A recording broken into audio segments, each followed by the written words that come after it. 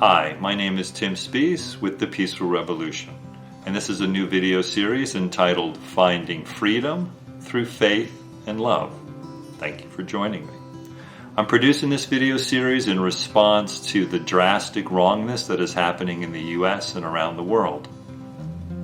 The man who called himself the light of the world said the following, quote, "I have come to set the captives free," unquote. He also said, quote, "If you follow me, you will not walk in darkness, but will have the light of life," unquote. So this man said we basically have two options. Option one is that we remain in the darkness that we entered into sometime during our teenage years after we left the innocence of our childhood and continue to put our hope in the things of this world. Option two is that we allow Him to set us free by putting our faith in Him and in His light and in His life. And we remove our hope and our life from this world and instead put it into Him and His kingdom. Please consider the following. When we believe that men can be women or women can be men, or that we cannot define what a man or a woman is, then we're not free, rather, we're captive to darkness. When we believe that that which is real or true or meaningful is primarily arrived at by how I feel, instead of by objective truth, then we are not free, rather, we're captive to darkness. When we deny simple truths like a pregnant woman is carrying a developing human being in her womb, then we are not free, rather, we are captive to darkness. When we cannot explain ourselves or why we believe something or hold some view, but rather get upset and emotional and tend to yell at those who we're trying to convey our beliefs to, then we're not free, rather, we're captive to darkness. When we live our lives for material things, as primarily evidenced by working most of our time for money, then we are not free, rather, we are captive to darkness. When we have the right beliefs, but we mock others or hate others or belittle others or denigrate others who disagree with us, then we are not free, rather, we are captive to darkness. And finally, when we talk about love, but we don't actually practice love, then we are definitely not free, rather, we are captive to darkness. I hope these statements hit home with you, for if you have ears to hear and eyes to see, you will hear and see this happening around you, even if you live in a small rural town. Maybe you're one of the many cowards who hear or see someone say or do something wrong, but won't open your mouth because you care most about yourself. Perhaps you are one of the many who put filters on your ears and eyes when at work, so you can ignore the wrong that happens so you can keep collecting your money. If you do this, then you too are not free, but rather are captive to darkness, specifically captive to the darkness of the love of money. I am not sure who you are listening to understand the life you live, what is right or wrong, what is true or false, or what is happening in the place or country you live in. But I can be pretty sure about who you are not listening to. If I gave you a quiz on what the real historical person of Jesus or Joshua of Nazareth teaches, I'm pretty sure you would fail, and that includes Christians who are listening or watching. So, Christian, you can proclaim all day long that you are somehow a follower of Jesus of Nazareth, but when you don't know what he teaches and you don't do what he teaches, then you are a self-deceived religious person. If you consider yourself conservative or to the right of the political spectrum, then you're probably listening to voices like one of the many pundits at Fox News, like a Tucker Carlson, or perhaps you're listening to some of the other independent conservative voices like Ben Shapiro or Ann Coulter or Candace Owens or even Joe Rogan. Now, those people say a lot of true things. However, they lack something really important. They lack compassion for those they consider their enemies, or those who they see as opposing them, or their views. It's very important that we have compassion, and it's absolutely certain that the one who calls himself the light of the world doesn't want us mocking, or making fun of, or belittling, or condemning those who we disagree with, or those who make themselves our enemies. If you consider yourself on the left, you are probably listening to voices like one of the many CNN pundits like Brian Skelter or Don Lemon or Joy Reid or other prominent leftist voices like AOC or popular late-night pundits like Stephen Colbert or Jimmy Kimmel. While these folks also say things that are true, they too lack compassion as they belittle and mock and make fun of and condemn those who they consider on the other side of the issues.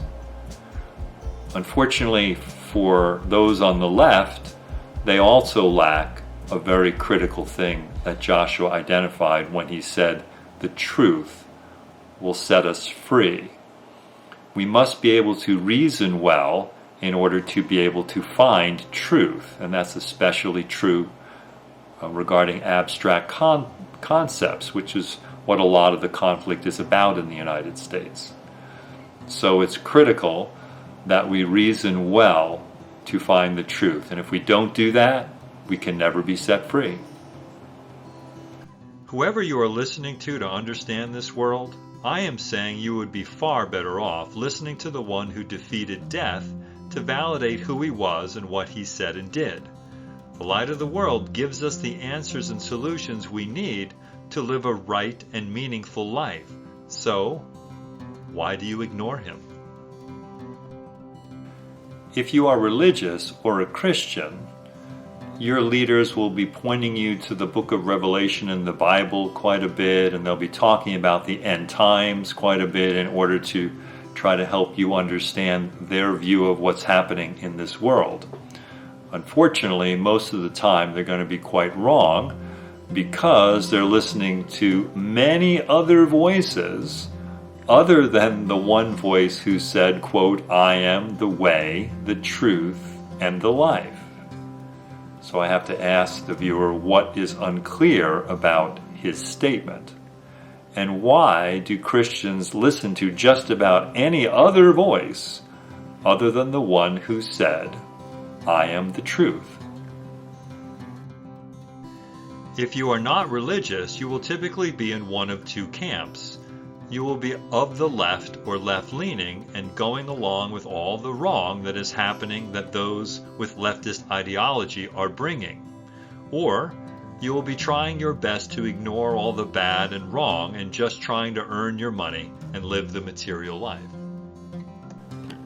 For those of you who have eyes to see and ears to hear, I urge you to please listen to the one who called himself the light of the world.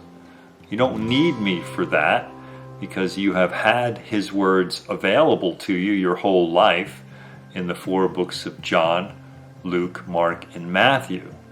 So I'm here to suggest you actually read his words and take them seriously, perhaps for the first time in your life, for he will give you the answers that you need. As far as I can tell, I am one of the very few remaining disciples of Jesus or Joshua of Nazareth. That means I get my understanding about God, morality, and what is valuable only from Joshua. I will tell you to go, listen to him, even as I try and repeat his truths and sayings like in this video series. There are many bad and wrong things happening in this world in general and around you specifically. We are either part of the problem or we're part of the solution. We have one simple choice in front of us: be set free or remain in darkness. We can be set free from our fear and self-pride and selfishness and all the wrong that those things bring into our lives each day. Or we can remain in darkness, trying hard to ignore all the problems, citing some positive thinking philosophy to justify our selfishness. I hope you'll choose freedom. If you are hurting, confused, broken, or at the end of your rope, so to speak, and would like to start a new life without all of the wrong choices, ignorance, and lack of good purpose that led you to where you are right now, then please contact me. If you are a Christian and want to know the difference between merely being some kind of Christian and actually following the real historical Joshua of Nazareth, then please contact me. If you're a Christian and your leaders would not be afraid to debate me at their religious organization's main meeting, I'd be glad to do so. Please contact me. In essence, if you would like to know what is involved in following the real historical Joshua of Nazareth as he reveals himself by his own words in the 4 gospel books and how he says we ought to be living our lives, then please come join the Peaceful Revolution. My phone number and email address are easily available at the bottom of every page on our website at the following URL. That's www.thepeacefulrevolution.info. Again, that contact information is available at the bottom of every page of our website at www.thepeacefulrevolution.info.